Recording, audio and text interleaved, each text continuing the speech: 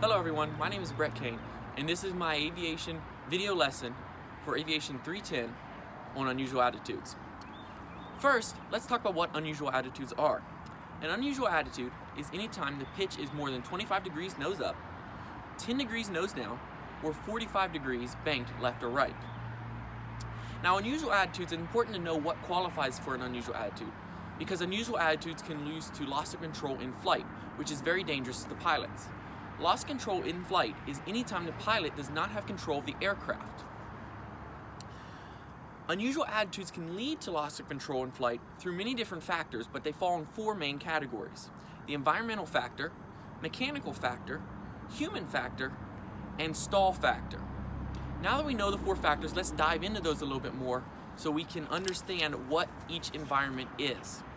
First, let's talk about the environmental factor. The environmental factor will deal with things outside your control and outside the aircraft. This would be things including weather. So you would have thunderstorm, wind variance, turbulence, things like that that could cause your plane to be thrown into an unusual attitude would fall within the environment category. The mechanical factor is anything that has to do with your actual physical airplane. That would be asymmetrical flaps, malfunctioning flight controls, or autopilot issues. Human factors deal with things that affect your physical body.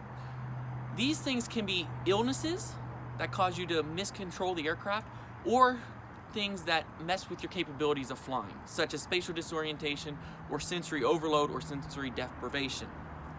The final factor is stall factor, which has to do with your aircraft not being able to produce lift due to air not being over the foil. That may sound like environmental factors, but for stall we're talking more the mechanical forces of flight rather than the environmental factors.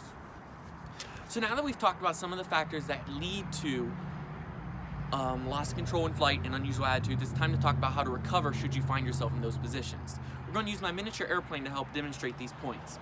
So if you find yourself in a nose low unusual attitude, so you would be banked and nose low, the recovery procedure is power to idle, wings level, and nose up. If you find yourself in a nose high unusual attitude, you're going to add power, lower the nose, and level the wings. Now let's talk about these a little bit. You're in a nose low unusual attitude. The first step is going to be the pull power to idle. This makes sense because we don't want to get to the ground faster. Then we're going to level the wings before we raise the nose. This makes sure that we don't overstress the aircraft when we're pulling G's, and it also prevents us from having less lift produced, as when we're tilted, our vertical horizontal component of lift is much less. For a nose high unusual attitude, you're going to add power first so you don't stall and lose your airspeed. Then you're going to lower the nose and level the wings. In this situation, you can lower the nose before you level the wings because you're not producing as much force on the aircraft as you are pulling up. So we've talked about what unusual attitudes are, how loss of control relates to unusual attitudes, some of the factors that lead to unusual attitudes, and finally how to recover from unusual attitudes. Once again, this has been Cain for his Aviation 310 video lesson.